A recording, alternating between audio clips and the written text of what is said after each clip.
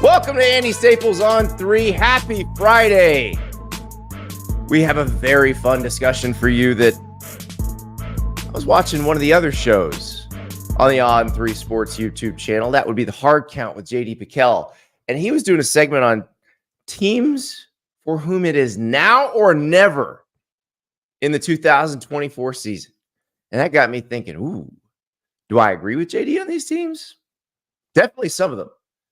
But also, I threw it out to you guys. We had a couple more. And it is a fascinating situation because we have this season where everything's new, where there's now a 12-team playoff. And like the 12-team playoff, you think, okay, there's so much more opportunity for teams to make it into the postseason that matters. And that probably, at least at first, there will be a lot more happy fan bases because, you know, the expectations will adjust, of course. Like, it'll get to where teams that make the playoff every year, but if they don't go deep, it's no good. You gotta go deeper into the playoff. We see that in the pro sports as well, where okay, like the Bills keep making the playoffs, but they're not making it to the Super Bowl, so they've got to fix some stuff. It's so interesting because it feels like going into this one, there are quite a few teams that are kind of in a make or break proposition right now. And not necessarily that they're going to fire everybody, but just that maybe even the fan base is just going to break. Like, okay, you told us if we had a 12-team playoff, everything was going to be all right. We didn't even make the 12-team playoff. Like, that is a legitimate concern at some places. I cannot wait to see what happens here. But we got to talk through this. So to do that, we bring on the man who came up with the Now or Never segment, Mr. JD Pickell. How we doing, JD? Man, I'm doing phenomenal. I appreciate you having me on, man. This is a blast talking some ball here in June. And Andy, it's funny. I look back to the national championship game. I think you could argue a season ago with Michael Penix Jr. on that roster and Rome Odunze on that roster for Washington, and then you got a bunch of guys with Blake Corum and JJ McCarthy from Michigan. Like, it was kind of now or never vibes for both those teams a season ago. I don't know if you put never on there, but there was definitely a window where it's like, hey, you know, the pieces are in place here. Let's make something happen. Let's have something to show for it. But yeah, man, I'm excited to kind of talk this through with you. Should be a lot of fun. Well, I think Michigan definitely was. Like, if we'd done this segment this time last year, we would have been talking about Michigan because all those guys came back to win a national title. Like, that was the goal. That was anything less would have felt like, and it wouldn't have been a failure. I don't want to go, you know, we can go Giannis on this. I don't think it would have been a failure if they had not won a national title. But I think everybody would have been severely disappointed because that is why that big group came back. That's why that team was so talented, because they had so many players who could have been in the NFL, like could have been 3rd, 4th round draft picks who decided to come back, and it all worked. Like they put it all together. They went on an epic run and it worked. Now, before we get into the teams for this year, JD, we got to talk about the inspiration for this segment for you, because you were inspired by a song that came out before you were born. Yes. It did not come out before I was born, unfortunately. This would be Total Eclipse of the Heart by Bonnie Tyler, which, by the way, I was thinking back on the lyrics as you were talking about it on your show, and I'm like, the words now or never do not, like the phrase now or never does not appear in that song.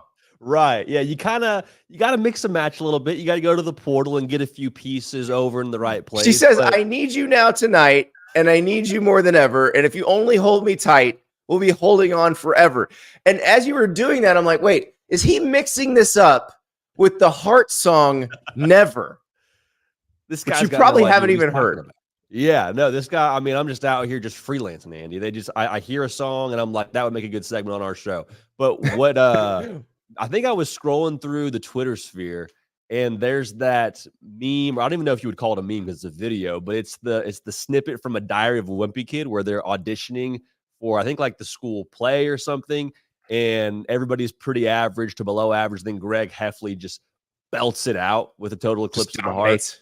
It's just, I mean, it's phenomenal. And so for whatever reason, Andy, hearing that through my ears connected to my brain, and was like, we should do a segment on college football teams that embody the sentiment behind the song. Maybe not explicitly the words, but the sentiment behind the song of having kind of a now or never vibe. One more thing I want to add, though. Now or never has a different now can mean a lot of different things. Like, we're going to talk about a couple of teams throughout this segment where now doesn't necessarily mean what it meant for Michigan last year of now is the year to win a national championship. Now could be, hey, let's make the playoff. Hey, let's make a bowl game or things of that nature. But everybody's circumstances are different. Yeah, some people like myself just want to get a passing grade. Other people, like River Bailey, who's producing the show, probably was going for the A+ grade. So it's all, you know, we're mixing and matching here. So to help with your musical education when we do this segment again next year, because trust me, this is a nice, repeatable, evergreen segment. So it will be done over and over again. But there's a great Elvis Presley song called It's Now or Never. And if I played it for you right now, YouTube would copyright strike us. So we can't do that. So I'm just going to sing it for you. It's now or never. Just hold me tight. Okay, done. Karaoke's over. But I promise that one, we'll just play that one coming in. We'll put that in the intro when this segment is much more professionally produced by River this time next year. All right, let's get to it. Let's get to it. I think the one, if we're going to have one that embodies this whole concept, that you were right there, you have not gotten to where you want to be quite yet, but now you've done the things that have set you up. And if we look at the eligibility of the players on the team, now would be the time to do it. I think it's Ole Miss. Mm-hmm. I think it's Ole Miss because this is a team that would have made the 12-team playoff last year, but still had the same issues that the Lane Kiffin teams of the past have had. They lost to Nick Saban's Alabama. They lost to Kirby Smart's Georgia. That has to change for them. They have to be able to beat one of those teams to get where they're going. And so we look at the schedule this year. I actually think they can make the playoff without beating Georgia, JD, but I don't even think just making the playoffs enough, given what they brought in. Like, this team needs to make the playoff and make some moves in the playoff based on the talent on the roster. Yeah, the pieces they got through the portal, like you said, it feels like Lane Kiffin, as he put this whole thing together, had an eye towards beating a Georgia, beating an Alabama, or whatever, you know, those big boys in the SEC. The defensive line with Princely Uman-Mielen and Walter Nolan, we've beat that dead horse senseless on this show, Andy, talking about those specific players. You pair them with Jared Ivey. So I think you're right, though. I think there is enough juice from last year paired with the guys that came back, paired with the portal guys we just mentioned, to where you start looking at, okay, well, who could we draw in that first round if you end up being the 5 seed, or you end up being a 6 seed, and you draw a favorable matchup? You're like, all right, well, if we go out there and we lose to, insert whatever G5 school or lower level power conference school you want into that blank, like, is that a success? And we talked about it, I think, when you were here in Nashville. It's that whole give them out to cookie syndrome. It's like, last year you would have been happy to win a New Year's Six bowl. Well, now you got a cookie, you want some milk. Now you want to make the playoff and you want to win a game, and then X, Y, and Z after that. So I do think that the situation they're in right now is fascinating, where if they have success at a high level and they do win a playoff game, I know Lane Kiffin's a portal guy. I understand that's the bread and butter, but do we maybe see that elevate the high school level a little bit, where they don't have to lean quite as heavily on the portal, and maybe they can have a little bit more of the homegrown talent they're able to add to that roster? Just saying, maybe make it a destination. Yeah.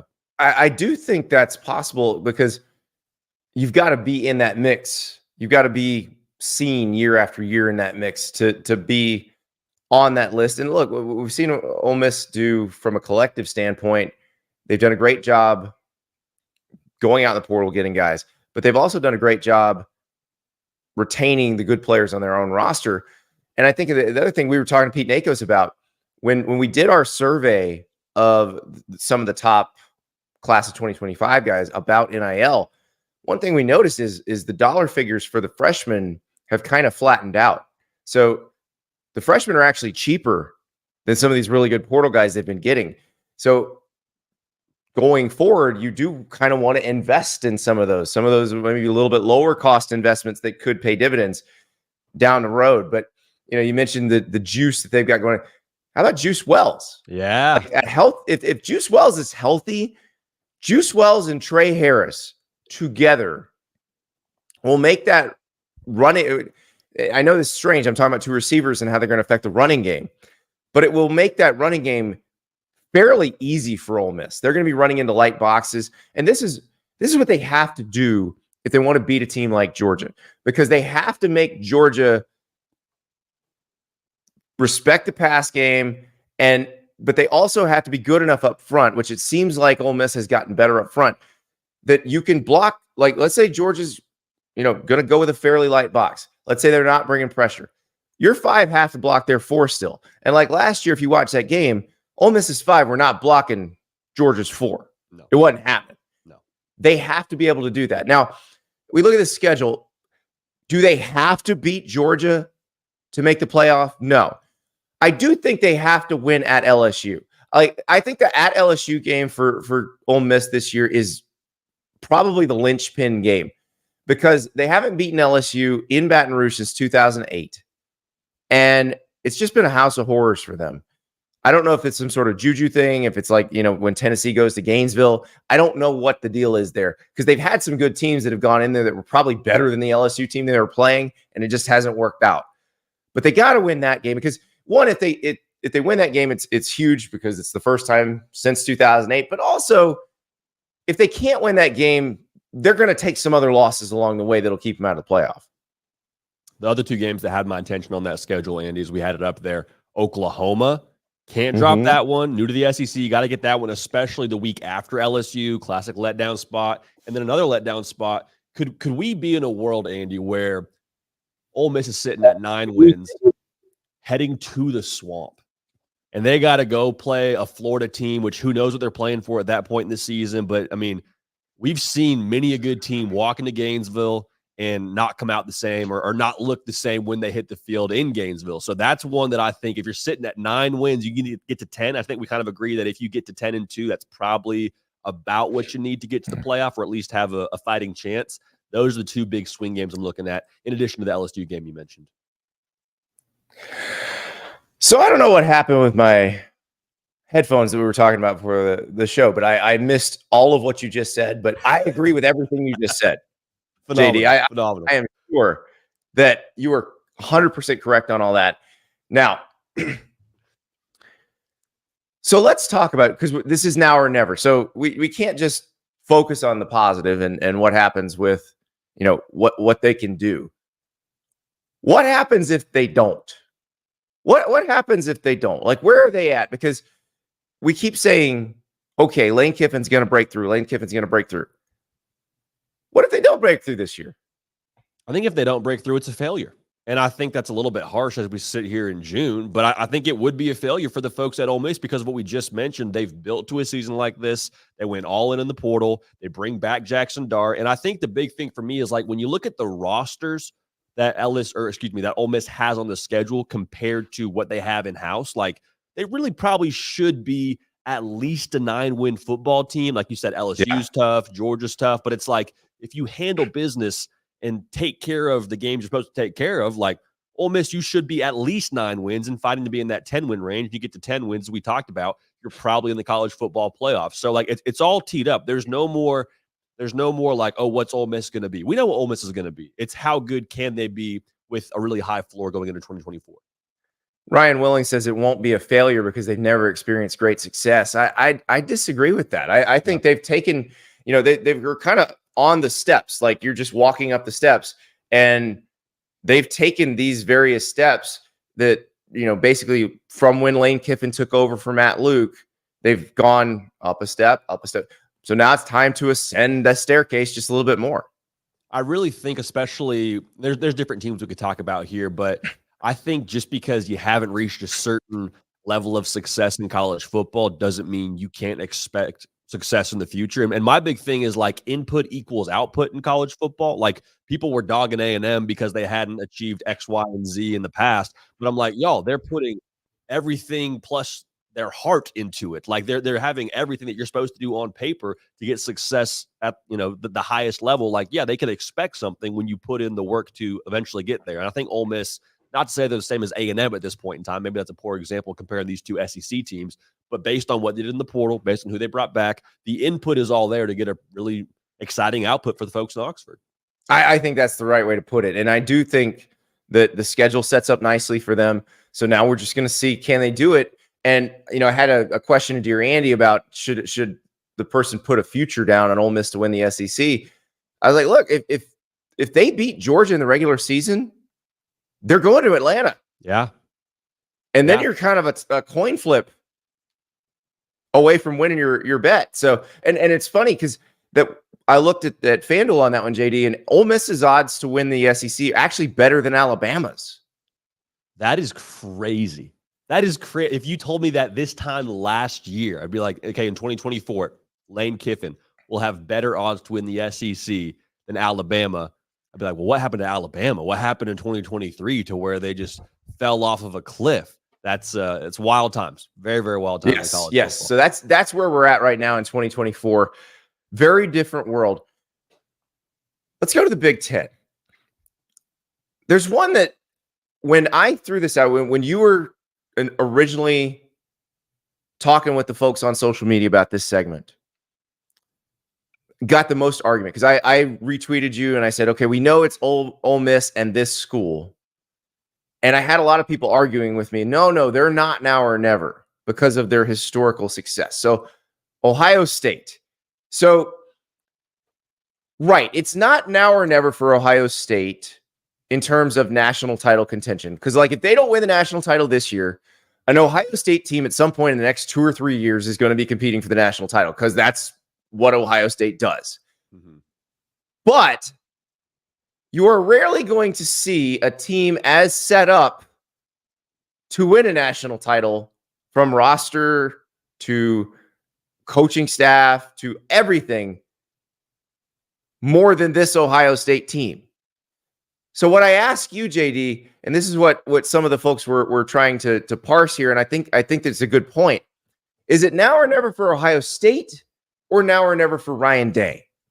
It feels a lot like the latter, doesn't it? And I personally have been extremely pro Ryan Day, probably even to a fault. Like my thing is he's won north of 87% of his games. However, a lot of those losses have come from the teams you just can't lose. You just can't lose to Michigan. And he's lost to Michigan now 3 times in a row. And if it's a 4th time in a row, I think there's going to be some very real unrest. And I think Ryan Day deserves a lot of credit for the record. Like, he'd never been a head coach before getting the head coaching job at The Ohio State, which is like going from playing dive bars one day to playing the Grand Ole Opry the next day. So there's, probably a learning curve baked in here. And also I think it's worth noting Ohio State, from the team that he took over to where they are now, stylistically, they've been able to really adapt a lot. Like, previously they were this team that would go score 40 a game, and you got to give them a lot of credit for having that kind of an offense. But I mean, last year, Andy, we saw it, and you saw it in person against Notre Dame. Like, they were a defensive-led football team, as weird as that is to say. So I think he has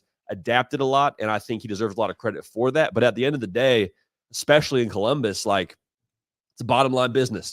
You got to beat Michigan, and you got to go win national championships. Now, he was however many feet away that kick was from the left upright from going and winning a national championship against Georgia when they had that college football playoff game in Atlanta back in 2022, I suppose it was, 2023. So all that's to say, it feels now or never for Ryan Day, as much as I disagree with that. But, he knows what he signed up for, being the head coach there. And it's got to be this year with all they have on defense and all they have on that roster, period. I feel like the adaptation has just been going back to what he inherited. Like, in 2019, sure, the team he inherited was stacked. It was an incredible defensive team. And, they lose to Clemson in that Fiesta Bowl. Clemson still had Trevor Lawrence, still had Travis Etienne, still had T. Higgins. And it was a very close game. There was a controversial targeting call that if you're asking an Ohio State fan, they'll tell you that changed the game completely. But they went away from that for a while. Like, the offense stayed very potent, but the defense was not as good. They hired Jim Knowles. It took a year. That first year, they were giving up too many big plays still. But last year, I'd say they got where they needed to be defensively. So now they need to get where they need to be offensively. Chip Kelly is very, like, bringing in Chip Kelly is I think that's the most fascinating hire of the offseason. And I realized that wasn't the original plan. The original plan was Bill O'Brien. Then he gets hired for the head coaching job at Boston College. But JD, I think, like, Chip Kelly is the perfect person to hire if you're Ryan Day and you're trying to decide, okay, how do I handle giving up play calling to handle the more global aspects of this job. Because who do I trust to call plays for me? Well, who more do you trust than the guy who taught you how to call plays? Yes. Yeah, it's like passing off the controller to your dad. Like, you know, he taught you everything, you know, he was the one who oversaw your success. Now you say, okay, I got to go do something else, but who do I trust? Like you just mentioned, essentially his football dad in Chip Kelly. I also think it's worth noting from a roster level, the big question that a lot of folks have with Ohio State offensively is like, hey, what's the offensive line going to be? We got great skill players. I think Will Howard is kind of polarizing when that's a whole other discussion in itself, but people question the offensive line. Like I remember watching Oregon just run circles around everybody with 3-star offensive linemen and below when he was at Oregon. So that's not to speak ill of Ohio State's offensive line, but my point is Chip Kelly has done more with less. I think the way that he runs this offense will be able to kind of compensate for maybe what they don't have on that offensive line in Columbus. Yeah, and I think they overachieved with what they had at UCLA offensively in terms of the talent they had. And now he has a lot more talent. He doesn't have to be in charge of recruiting it. Ryan Day's in charge of recruiting it. So you hand Chip Kelly this uber talented roster and say, okay, now overachieve with this and see what that looks like. Because, you know, I look at Will Howard and you say, okay, let's compare Will Howard to Dorian Thompson-Robinson. Yeah. Well, Dorian Thompson-Robinson was a pretty athletic quarterback with a very strong arm. Will Howard is a bigger version of that and probably maybe even a little bit better athlete. So you've got that. You have Quinshon Judkins and Travion Henderson in your backfield. We'll see what Jeremiah Smith can do, but it certainly sounds like he's as advertised. But they also have Emeka Ibuka, the Carnell Tate. Like they are loaded at receiver. So they have everything. And again, I'll do what we did with Ole Miss. Like, but what happens if they lose to Michigan? What if they lose to Michigan again? What if Kenneth Grant and Mason Graham just come crashing through that offensive line that we've been talking about and just stuff Will Howard at the goal line on a key play and Michigan wins that game again? Can you imagine? In Columbus, no less. Like, to have that be the gut punch, but have it be at your crib. Yeah, I think the honest answer is like, Ryan Day's job is probably up in the air. And I don't think that's fair. That's not how I would run it. Like they're not going to fire him, JD, but it's like, I don't know. If you lose, okay, I'm with you. I'm with you, but I'm telling you right now, they're not going to fire him. If that were to change, if something were to happen, it would be a Ryan Day goes and finds another job situation. Okay. Interesting. Ohio State's not going to fire that guy. Like Ross Bjork just took over from Gene Smith, but he's not stupid. Like Ross Bjork's been at Texas A&M dying for this level of success for a long time. He was at Ole Miss before that, dying for that level of success for a long time. So he understands how hard it is to get to this point. I don't think they're going to fire anybody, but if you're Ryan Day, if you lost to Michigan again and didn't, like, okay, you can lose to Michigan and then win the national title. Like 2022, they almost actually did that. But let's say you lose to Michigan again, and then you get knocked out in the first round of the quarterfinals of the playoff. I would think the pressure or the noise will be so loud that you would just go, like, if you're Ryan Day, you're like, forget it. Yeah. I'm not dealing with this anymore. Which honestly, like, as I've said, being a pro Ryan Day guy, I'm like, honestly, more power to him if that's the direction you go. Like, I think you should go where you're wanted. And if you lose for the fourth time in a row against Michigan and all that volume turns up yet again and people are talking about what you haven't done as a head coach, like, I would honestly say, great, like more power to Ryan Day. I think the other thing that's interesting here, which you just alluded to, we're going to see teams now have mulligans. So, like, we could see Ohio State be 11-1 and be a 6 seed or a 5 seed in the college football playoff. We saw that Ohio State team in 2022 go out against Georgia and just look revitalized. So it seems like Ryan Day is able to kind of get his guys going, especially after a loss.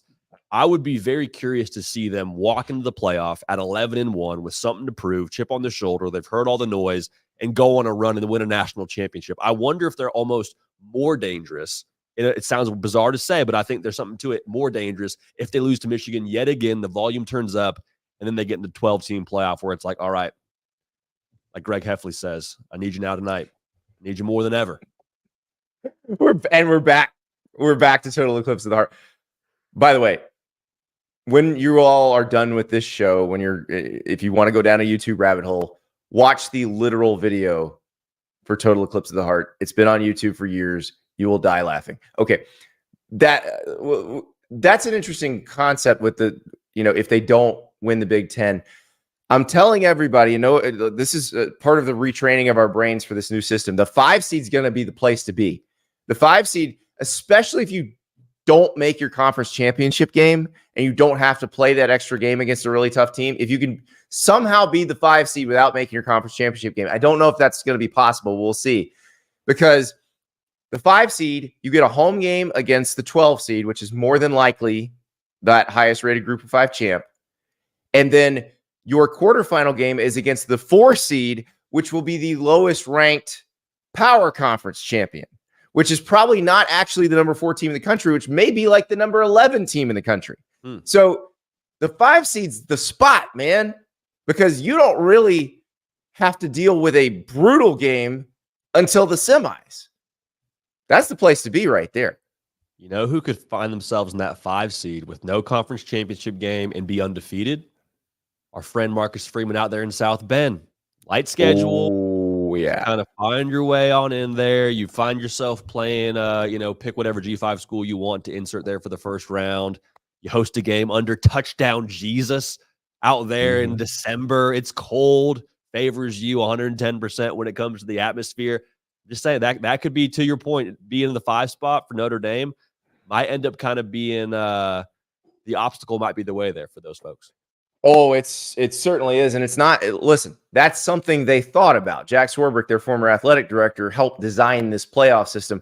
There's a reason he was like, no, we're happy to play the extra game, because they were thinking about this, right? What you just said. Actually, let's throw Notre Dame into now or never. Let's do it. I didn't put them in the headline, but they absolutely belong on this list. This is a team that you look at the schedule, they should be 11-1 or 12-0. Yeah. This is, as Notre Dame schedules go, this is as manageable as it gets. Your toughest games at Texas A&M, you get Florida State at home. We will see what at USC looks like, because we don't know what USC's defense is going to be. But if you're Marcus Freeman, you should have beaten Ohio State last year.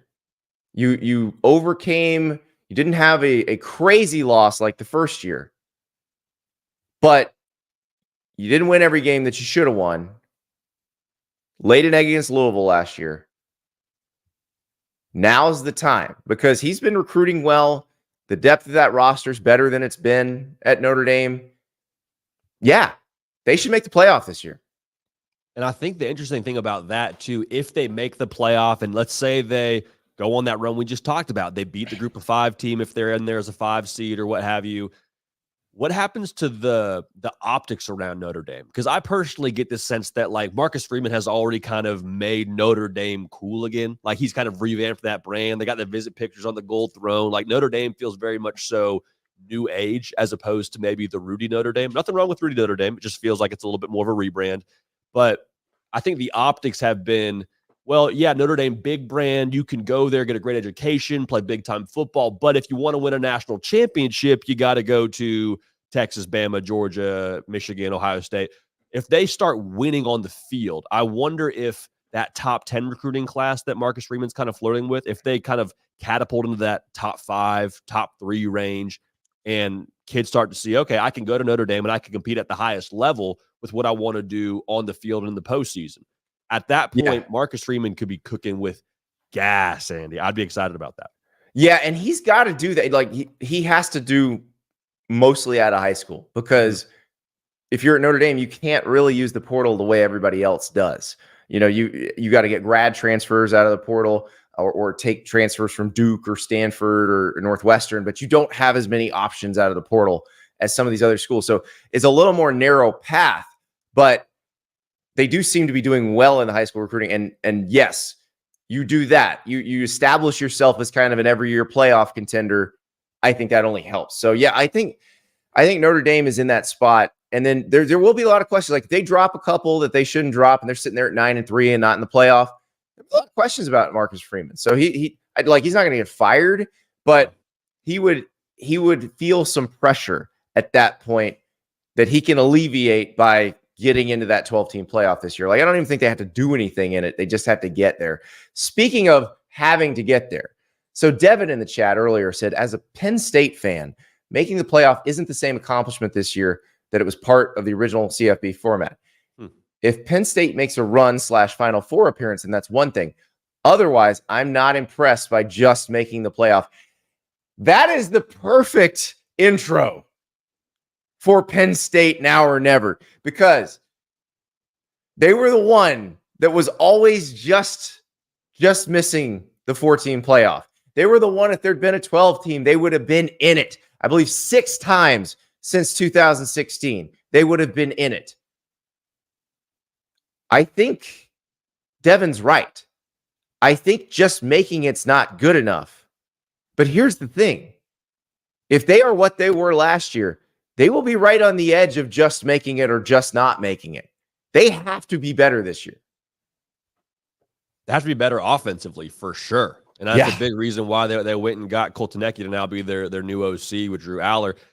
Julian Fleming may be the most impactful player on that offense because they lost Kendra Lambert-Smith, and that offense was, like a wet firework. It was not explosive at all last season, Andy. They got the run game. I really think Drew Aller also has a little bit more under the hood ability-wise than maybe he's being given credit for right now. My big thing with Penn State, too, is like this record, and we talked about it a little bit yesterday over text. They should be 11-1. There's no Michigan. There's no Oregon. You get Ohio State at home. From a roster perspective, they should be able to roll the ball out if they play to their level of potential and be able to win 11 games, which sounds a little bit crazy as we sit here in June, but I don't think it's a stretch when we look at who they have on that schedule. Yeah, and there are challenging games. Again, we don't really know what at USC and at Wisconsin are going to be. We don't know what Washington's going to be. But you're absolutely right. Penn State should be at least a playoff contender, if not a Big Ten title contender this year. And yes, does Andy Kotelnicki make the offense more fun? I will never forget being in that stadium when they were playing Michigan last year and watching the play calling get booed in the first quarter. That was insane. I've never seen that before in my life. And this was a good team playing in a game that it was in. Like, it wasn't like Michigan took a 50-point lead right off the bat or anything. Like, this game was very much in doubt at this point, and they're booing the play calling. So they want that taken care of. They want that fixed. Drew Aller needs to be unlocked.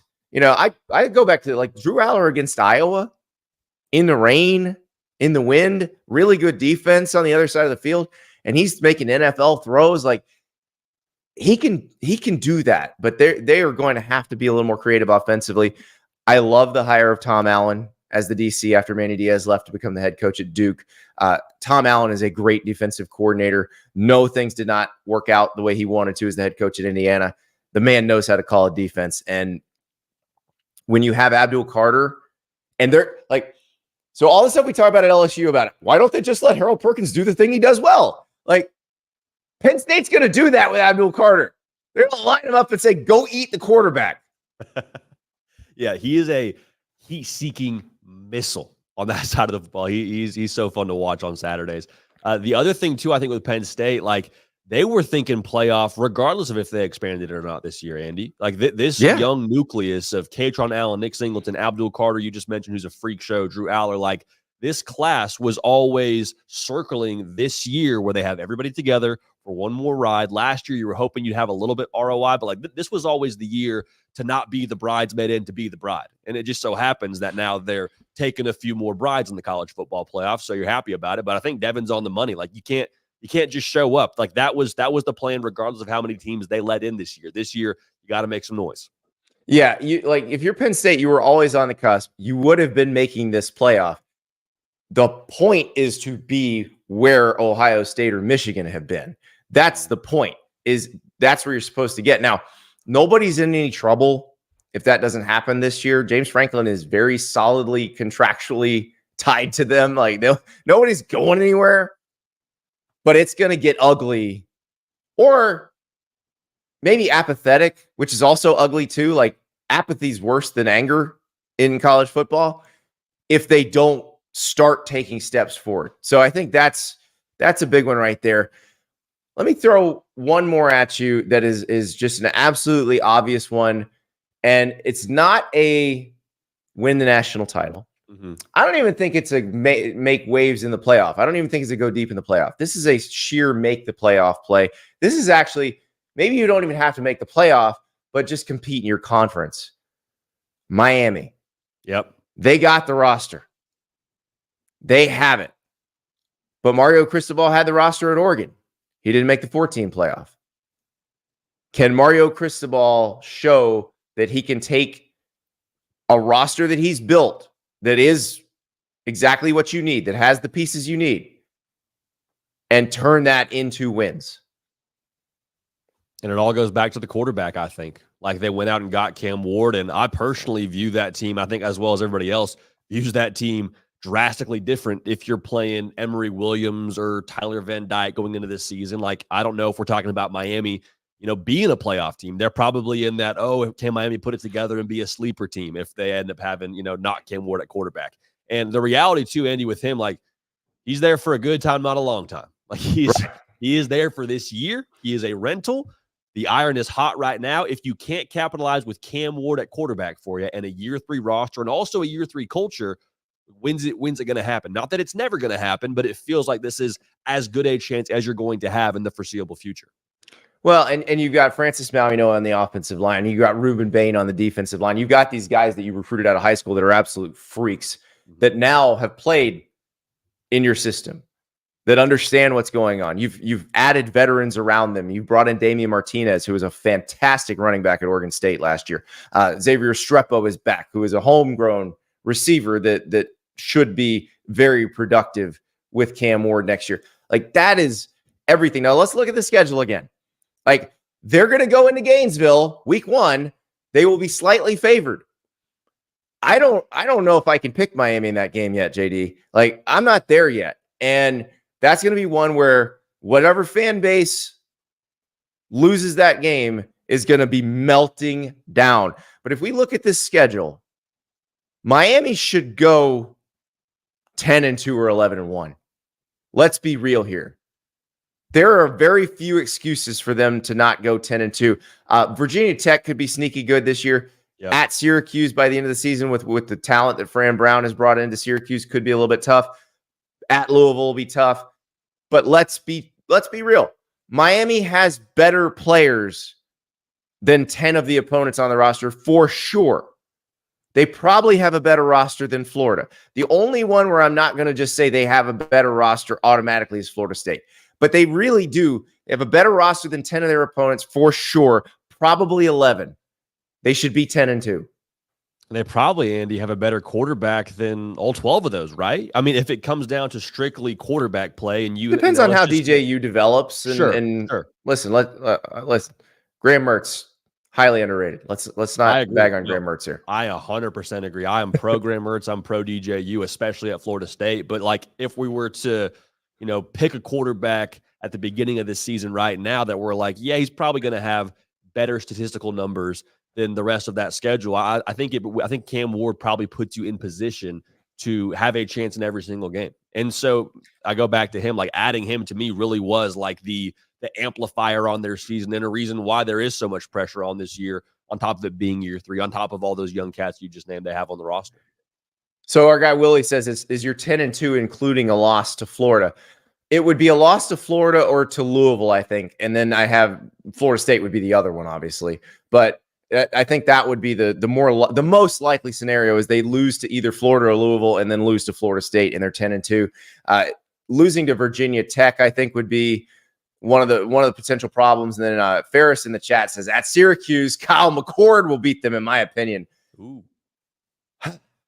That's right. Kyle McCord plays for Syracuse now. Welcome to 2024. Here we are. Andy, I JD, want to throw I got one more, and this this is one that. One more thought I want to get your thoughts on. Yes, go ahead. On Miami. Let's say Miami goes 10-2, but the losses are at Florida and then Florida State. Do they still get in the playoff? Because at that point, you're 11-1 in ACC play. Let's say they lose in the ACC title game. So they're. I was gonna say because they're not 11-1. Like if they're 11-1, or if they lose to Florida and lose to Florida State, they're in the ACC championship game. Right. So let's say they go 10-3 and they lose in the ACC title game. Do they get in? And I guess a better question is, like, are people happy with Mario Cristobal? Because on one hand, like, hey, you had double-digit wins, you made the ACC title game, but you lost the two biggest games in the state, and we may or may not be a playoff team. I think they're probably not in that scenario, but I also think that the fan base is mad, but not pitchforks and torches. Like, they're like, okay, that's progress. Next year, we're going to have it together, because they'll have another good ride. Like, they're going to continue being aggressive in the transfer portal.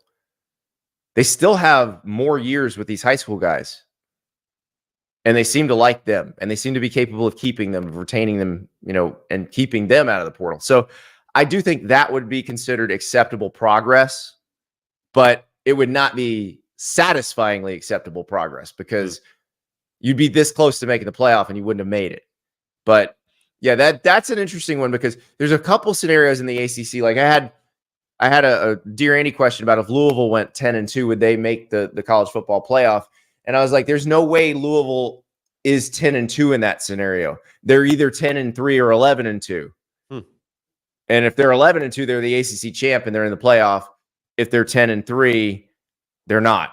They lost the ACC championship game and they're not. Like, it's just, that's how that's going to work probably. Now for Miami, they could actually conceivably be 11-1, and then play in the ACC championship game and lose. I mean, what if it's this, JD? What if Miami loses to Florida State in the regular season and then plays Florida, or beats Florida State? Or let's say lose to Florida, beat Florida State in the regular season, and lose to Florida State in the ACC championship game. I think they would both make the playoff in that scenario. I think you're right. That would be, I mean, the vibes would be high at that point too, is you're like, it's the Alonzo Mourning gif where it's like, lost to Florida State, made the college football playoff. but you also beat Florida State in the other game. So you have that one. All right, one more. And I think this was interesting because I didn't expect this. This is when I had retweeted you when you were asking the people for their now or never teams. And this is what I didn't expect. So I want to run this by you because I hadn't thought about it this way. And I find this one interesting. So this is from Valiant Hermes on Twitter. Said, Auburn fan here. It kind of feels now or never going into this season. I want to see improvement, sure, but Auburn going 8-4 seems kind of meh. Win the ones you should, pull off a couple upsets, and 10-2 shouldn't be impossible. Like, is it now or never for Hugh Freeze? Because I don't think it is, but I understand where they're coming from on this. I understand where they're coming from. I have a hard time getting behind the logic of win the ones you should and then pull off a couple upsets. It's like, well, so we're asking to take care of business and then also beat teams that were not on paper better than just yet. And when Hugh Freeze got there, on paper, they were nowhere near what they are right now. So to me, year 2 on the Plains is all about, hey, give me something to buy into. Because last year they went 6-7 and landed a top 10 class after losing to New Mexico State. So like there's obviously a tremendous sales pitch there. The resources are in line for Hugh Freeze and Auburn, and the staff is doing a phenomenal job. So it's like, hey, give me something to see that as a recruit, this thing is going to be continuing to trend the right direction. Like if they could win 9 games, I think that'd be the sweet spot. I think they'd also be in that range to flirt with a top 5 class on signing day. So I think this is another solid block you got to lay down. Like I'm looking for a pop year and not so much like if they go 8-4, I'm not wildly concerned about the direction of Hugh Freeze and Auburn. It probably means they lost a couple of swing games and some things didn't go their way, but I'm not wildly concerned about a 2-win improvement for Auburn. Yeah, and the thing about Hugh Freeze that like they're actually probably going to win a game that surprises you. Yeah. Like, that's what Hugh Freeze teams do. But what Hugh Freeze teams historically have also done is lose one that they absolutely shouldn't lose. That was New Mexico State last year. We'll see if there's one of those this year. Like, if they can eliminate that part of it, that's a big improvement. And then throw one win on there that you weren't expecting, all of a sudden you're a 9-3 team. Yeah, I think you're very happy going into 2025 if you're coming off a 9-3. And also if you're 9-3, JD, like, there's been a point in November where you went into some games thinking, all right, we might make the playoff here. Yeah, I mean, the number 13 team last year, and I get that we didn't factor in, the G5 element into our final college football playoff rankings, but LSU was just hanging out there in that 13 spot.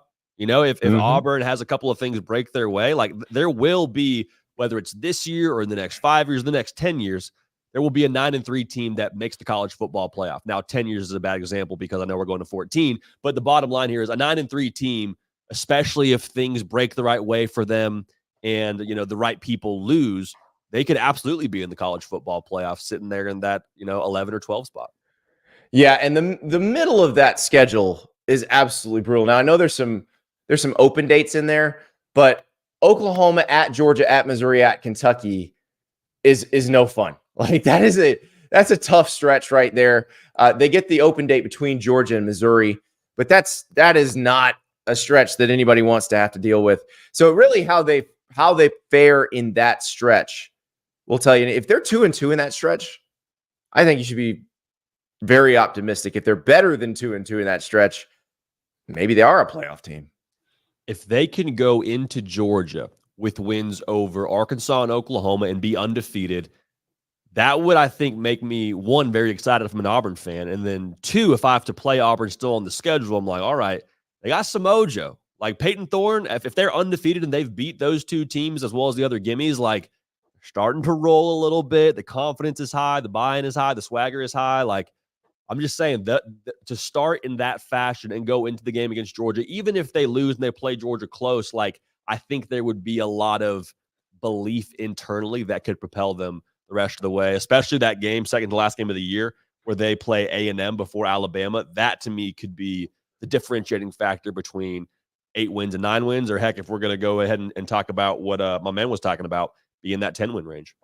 Yeah, now this is a tough schedule. So let's be fair here. We just saw Miami's schedule, and you throw up Auburn's schedule, and it's like, oh, that's very different. That's very difficult. So we'll see what happens, but it is going to be it's going to be wild on the plains. I'm telling you right now, that is going to be a roller coaster ride, which look, Auburn fandom is a roller coaster ride. If you have not seen that SEC Shorts, it's a classic, the Auburn roller coaster.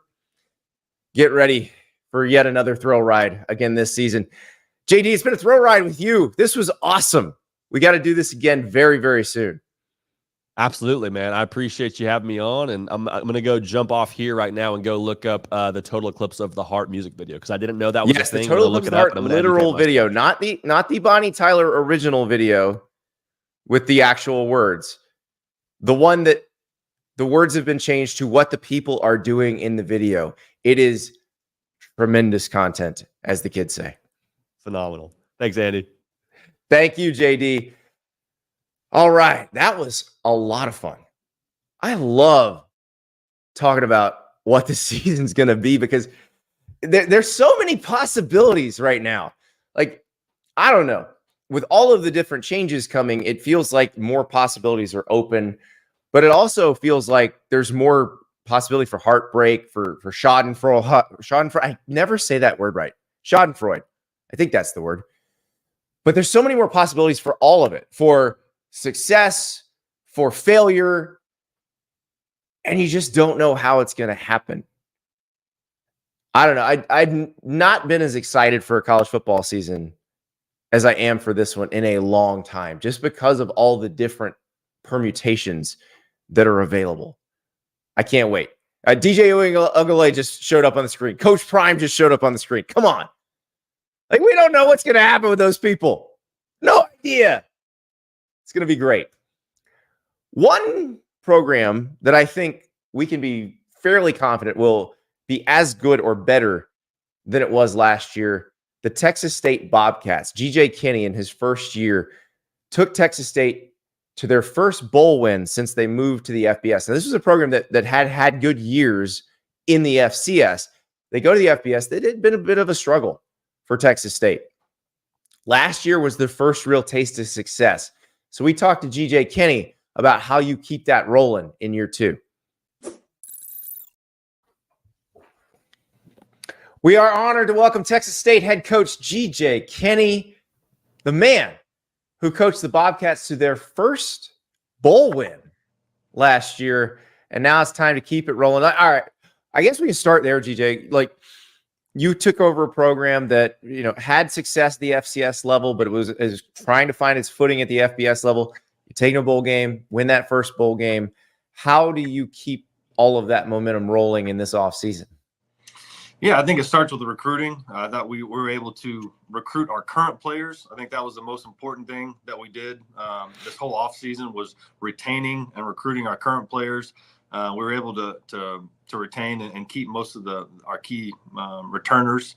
And then, we got in the portal and signed a couple of really good players, signed some really good high school kids, signed some JUCO players. So, I think our staff did a really, really fine job of identifying really good players and keeping the ones we had. How hard is that right now? Because we were talking to Tom Herman from Florida Atlantic a couple months ago, and he's saying that is the most challenging part of the job at that level, where you have a guy who has a good season and it's just the wolves come out. Yeah. It's tough, but I think it's all about, being a head coach nowadays. It's almost like being a psychologist, and we didn't even spring recruiting was a little bit different for us this year. Like, most of our coordinators and a lot of our position coaches stayed in until the portal closed, because we wanted to meet with these guys every day. We wanted to see their faces, see their body languages, seeing what's going on with them. And I think that really paid off for us. And then obviously we're able to get some NIL money from donors and get our collectives going and getting some academic incentive money going. And so hats off to everyone involved, really. Obviously it starts with our president, Kelly Danfus, and Don Coryell, our athletic director, kind of spearheading that deal. But we're able to get the financial part that we needed. And then also, I think we do a great job with the relationships with the kids. So one big change is TJ Finley heads to Western Kentucky.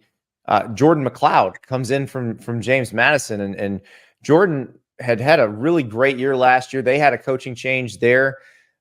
How excited are you to have him in this program? Yeah, Jordan's awesome. Just from the time he's been here, he's a true pro. He came in, and I think late February, early March, and really learned the offense really fast. And I think now his kind of personality is showing a little bit, throughout the summer and kind of as he's getting more comfortable. But he throws a great anticipation. He's a great leader. He's won a ton of football games in this conference, he's a ton of confidence, just a very confident quarterback, and rightfully so. I mean, he's the reigning player of the year in the conference, and that comes with a lot of respect. Well, and that's the thing. How important is it that he's played against a lot of these teams already? Yeah. I mean, most of these teams he played last year and had a lot of success against them. How much easier does that make it? I think it does. Anytime you got some familiarity with the league, and he's been to Troy before. He's played in some of these big time Sun Belt games, and he's won big time road games. So I think for that in itself is invaluable. And then just his experience, running a team, being the leader of an offense. So he's been awesome so far, and he's going to continue to grow in our offense and continue to grow as a quarterback. Now, one thing I was curious with you is you've assembled a coaching staff where you've got some really, younger guys who are on the up and coming lists that you see, all the under 40, rising star coaches. But then you also have some veterans, like Chad Morris is your receivers coach. Chad Morris was the head coach at SMU, head coach at Arkansas, OC at Clemson, and your OC at Tulsa. How valuable is that to have him as a sounding board and just, with the accumulated knowledge that he's got? Yeah, I think I think it's key. It really is, because you obviously look at my two coordinators, Mac Leftwich and Dexter McCoy, both I think are two of the best in the country, rising stars in the profession, and are going to go on and do great things. And then you kind of pair those guys up with a Chad Morris that's a Texas high school legend. Like you said, he's been the head coach for a number of years. And you got Bradley Del Pivido on the defensive side to pair up with Dexter, and I think we just have a really good mix of experience and youth and recruiting knowledge and in-game experience knowledge. And so it's been awesome. And none of those guys have egos, and we're just, kind of get going in the right direction and just excited for the season. The other guy that I would imagine is really valuable is David Bailiff, former Texas State head coach, former Rice head coach, and he works with you. And I mean, is there a bigger rock star among the football coaches in the state of Texas than David Bailiff? Like that's the guy, like you mentioned his name and around Texas high school football people, and they just is respectful hush right after you mention his name. Oh no, he's been awesome, and I don't think we retain all these players without Coach Bailiff. I just remember a good story. We had a junior day, my first junior day here at Texas State, and he basically came up to me and was like, "Hey, we got to get a lot better in these areas," and he does it very respectfully and politely, and knows his role. But Coach Bailiff is an amazing person, amazing coach, and a great friend of mine, and a great mentor. So we had Brennan Marion on the show a few months ago, and he was explaining his last year at Tulsa. Now that you had just transferred there, so you were sitting out after coming from Texas. But I'm thinking about the offensive brain power in these meeting rooms. So you're sitting out, about to become the starting quarterback. Brennan Marion's the leading receiver, about to invent the go-go offense eventually. Gus Malzahn is the offensive coordinator. Mike Norvell, at that point, is he coaching receivers, or is he at GA still? He's a receiver. I think he's transitioned from GA to receivers coach. My year there, he was the receiver coach. So I mean, what is that like with all of these guys? And I mean, obviously, you and Brendan don't know you're going to become great coaches at that point yet. But the ideas getting thrown around, just the discussion. What is that like? Yeah, I think. First off, Brennan was an unbelievable player, and I wish I would have had him that next year. It really would have helped my stats. Yeah, in 2009. But Brennan was a really good player, amazing person, and we gravitated towards each other pretty early on. When I got to Tulsa, I transferred in, and he was kind of the star receiver, and just really trying to learn from him. And then obviously you got Coach Malzahn, who recruited me there and reminded me a lot of Jeff Traylor, and that was one of the reasons that one of the reasons I went there, to be honest with you. And then you got Mike Norvell there. That was a receiver coach, and he was just recruiting everyone. I mean, look at all those great players we had at Tulsa at the time, and he was responsible for 99% of them. And it was funny too. He would always, like, when we had a big time recruit, I was sitting out that year, and I had a pretty nice apartment, so they'd always put the recruits with me all the time. So I was constantly going in there and talking with Coach Norvell, because he was kind of like the recruiting coordinator. I don't know if that on paper he was or not, but he was an awesome coach, a great recruiter, and you could tell he was going to be a real star, and just an awesome person, someone I still talk to this day. But yeah, we had a lot of great coaches, really good players too. That's what makes great coaches, really good players, and so it was a really special time at Tulsa. So Mike looks like he's about 10 years younger than he actually is. Did people just assume he was a player back then? I think one thing about Coach is that he always demanded that respect, and he might have looked like a player, but I don't think anyone saw him as that. We knew he was a great coach and a great recruiter, and really demanded excellence from that receiver room. So how different was recruiting? Like, and you mentioned you had some NIL money to work with. Recruiting out of the portal and recruiting from high school, when you can say, hey, look, we had a winning season last year. We've shown you proof of concept. Is it a little bit easier to sell what you have at Texas State? Yeah, it is. And, last year at this time, we were selling, basically what we accomplished at UIW, and we were going to be able to transition to the FBS and have the number one offense. And so to be able to come out and have the number one offense in the Sun Belt and have a stadium packed full of Bobcat fans and excited and go to the bowl game and win the bowl game, jump in the river. You got 40,000 students here. We got a $40 million end zone complex going on. Like, once we get these guys here, they love it and they're excited.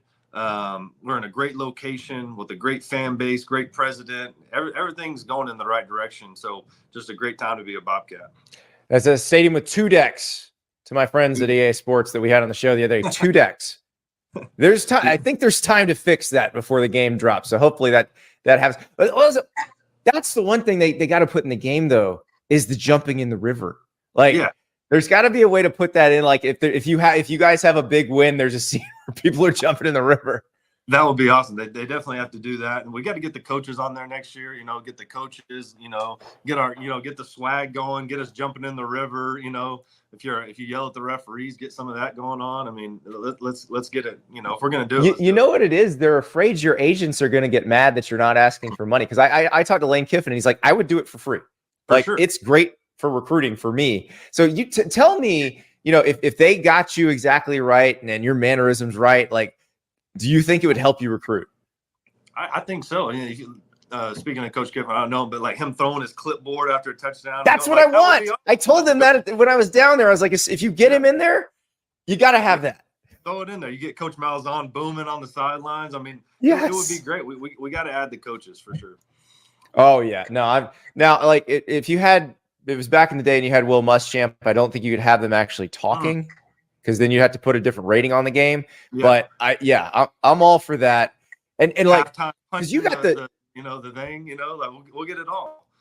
Absolutely. And like you wear the hat like the kids wear. Yeah. And so we got to have you in that. Like Kirby's got to have his visor. It's perfect. For sure. I love it. So I'll talk to your agents. I know who works with you guys, and and I'll tell them, hey, look, don't put any pressure on these guys. All the coaches want to do it. Let's make it happen. Let's do it. We can do it.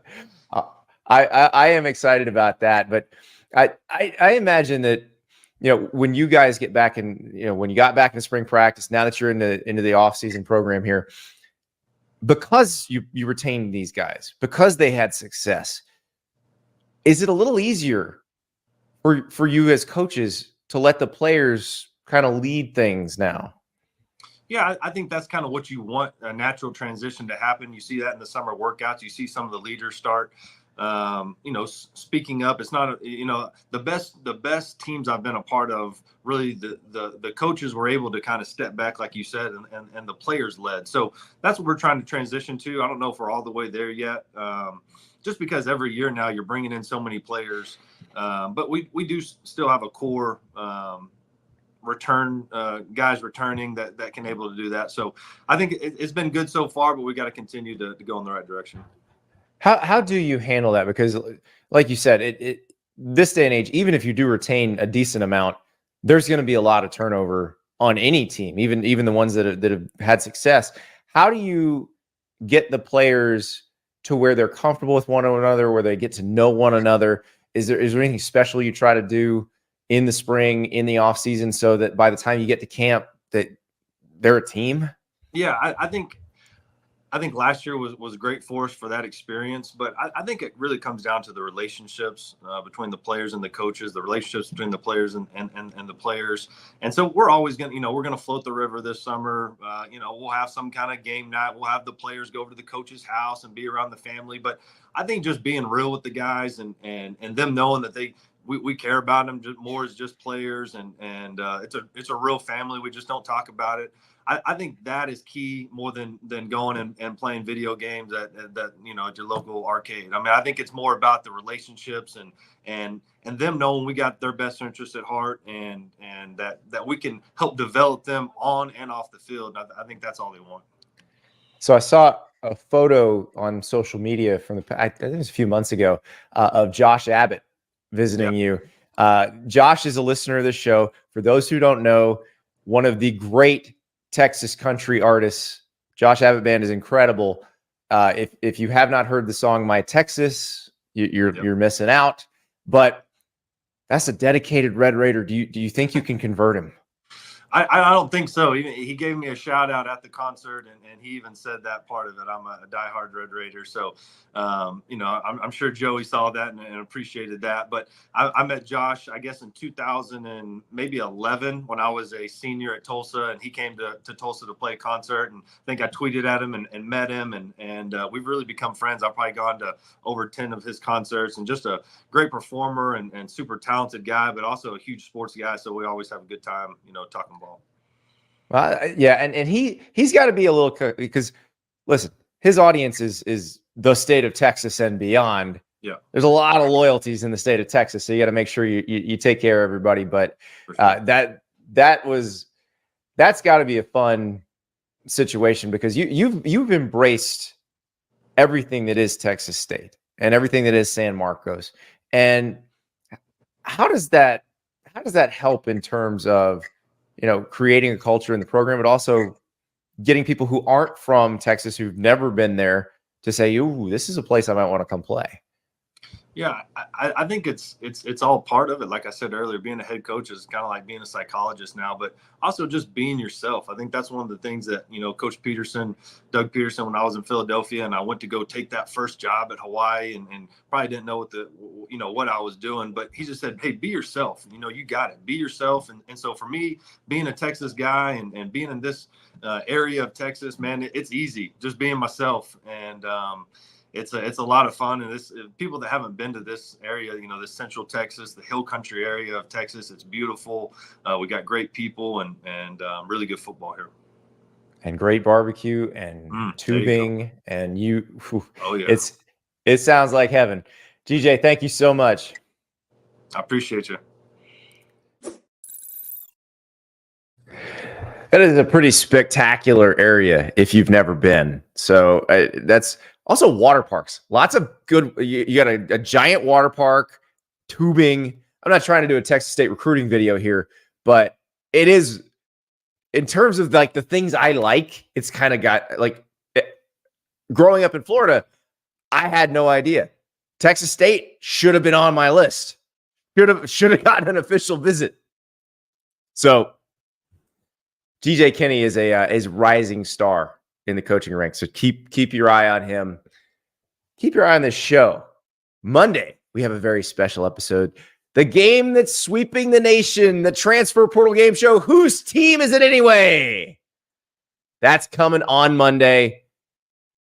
We played it in the preseason last year. We felt like we needed to play it again because there's been a lot of people moving around. We're going to have some fun with that on Monday. Everybody have a good weekend. Be safe. We will talk to you Monday morning.